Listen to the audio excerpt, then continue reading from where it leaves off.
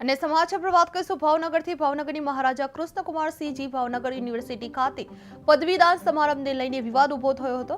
અખિલ ભારતીય વિદ્યાર્થી પરિષદના કાર્યકર્તાઓએ પ્રેસ કોન્ફરન્સ દરમિયાન હોબાળો મચાવતા વાતાવરણ તંગ બન્યું હતું। ખાનગી હોટેલમાં પદવીદાન સમારંભ યોજવાના નિર્ણયનો વિરોધ કરતા વિદ્યાર્થીઓએ કુલપતિ ડોક્ટર ભરત રામાનુજને સીધા પ્રશ્નો પૂછ્યા હતા। બંને પક્ષ વચ્ચે ઉગ્ર બોલાચાલી થતા વિદ્યાર્થીઓએ સૂત્રોચ્ચાર અને રામધૂન સાથે વિરોધ નોંધાવ્યો હતો। લગભગ 1 કલાક સુધી ચાલેલા હોબાળા બાદ કુલપતિ સ્પષ્ટ જવાબ આપ્યા વગર સ્થળ છોડીને જતા વિવાદ વધુ ઉગ્ર બન્યો હતો।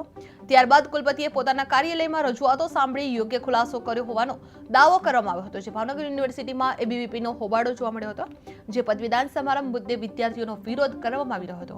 કુલપતિને વિદ્યાર્થીઓએ સીધા પ્રશ્નો કર્યા હતા, જે સૂત્રોચ્ચાર સાથે રામધૂનથી વિરોધ નોંધાવ્યો હતો। 1 કલાક બાદ હોબાળો કરવામાં આવ્યો હતો, જે કુલપતિ સ્થળ પરથી નીકળી ગયેલા જોવા મળી રહ્યા હતા। નમસ્તે, જયદીપસિંહ ગોયલ, ગુજરાત પ્રદેશ સહમંત્રીની જવાબદારી એબીવીપીમાં। શું પ્રશ્ન છે આજે, શું મુદ્દો છે? હાલમાં જે યુનિવર્સિટીનું 10મું કોન્વોકેશન યોજાઈ રહ્યું છે, એમાં મોંઘાદાટ એક પ્રાઇવેટ કંપનીની કોટીઓ જે 1.5 લાખના માતબર ખર્ચે યુનિવર્સિટી ખરીદવા જઈ રહી છે, તે માત્ર ને માત્ર 100 ભંડોળમાંથી ખર્ચો કરવામાં આવી રહ્યો છે। તેને જેમ પોર્ટલની જે સરકારી જે પ્રોસેસ હોય છે એ કાંઈ અનુસરવામાં નથી આવી। એમનું આડેધડ યુનિવર્સિટીએ અને વીસી સાહેબે ખરીદેલી છે, તથા યુનિવર્સિટીની જે ટીચર્સ હોસ્ટેલ અને ટીચર્સ હોસ્ટેલ છે, જેનું ગયા વર્ષે 2.5 કરોડ જેવી ખર્ચે રિનોવેશન કરવામાં આવેલું છે, તથા યુનિવર્સિટી ગેસ્ટ હાઉસ પણ ઉપલબ્ધ હોય તો શું કામ વૈભવી હોટલ અને મોંઘીદાટ હોટલોમાં ગેસ્ટને રોકાવાનું રાખવું જોઈએ? તેને આપણે યુનિવર્સિટીના ગેસ્ટ હાઉસમાં જ રોકીને યુનિવર્સિટીના પૈસા બચાવીને આપણે વિદ્યાર્થી હિતમાં પૈસા વાપરી શકીએ, એવી અમારી વિદ્યાર્થી પરિષદની માંગ છે। અત્યારે તમે રજૂઆત કરી, તેમના દ્વારા શું જવાબ દેવાનો? યુનિવર્સિટી દ્વારા અને વીસી સાહેબ દ્વારા કાંઈ જવાબ નથી આપવામાં આવ્યો। વીસી સાહેબ માત્ર ને માત્ર મૌન સેવે છે અને એમ કહે છે કે જવાબ આપી દેશું, પણ જવાબ આજ સુધી કે અમે ઘણી વાર રજૂઆત કરવા છતાંય જવાબ એકે પોઝિટિવ મળ્યો નથી। આગળનો પ્લાન શું રહેશે? આગળનો પ્લાન જો કોન્વોકેશન સુધી જવાબ નહીં આપવામાં આવે તો વિદ્યાર્થી પરિષદનું આંદોલન ચાલુ રહેશે અને આગળના સમયમાં આશ્ચર્યજનક કાર્યક્રમ કરવામાં આવશે।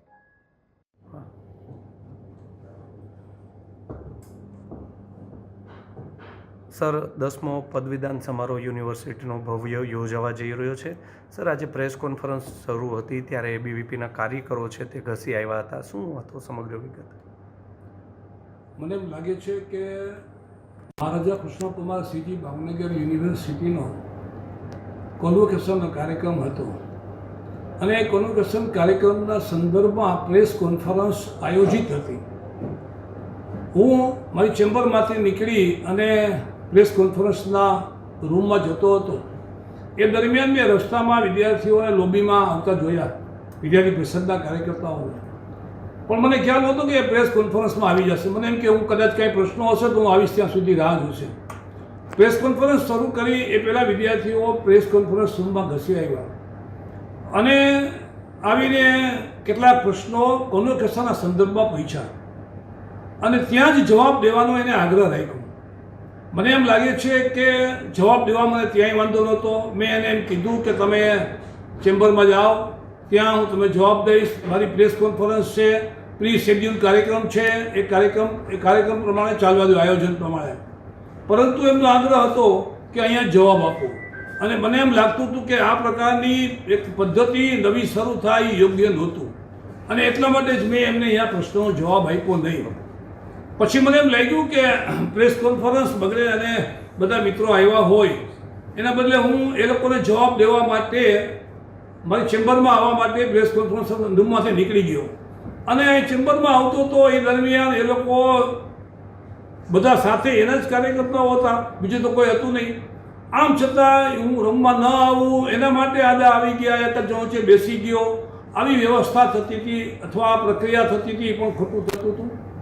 ચેમ્બરમાં આવ્યા પછી એમના જે પ્રશ્નો હતા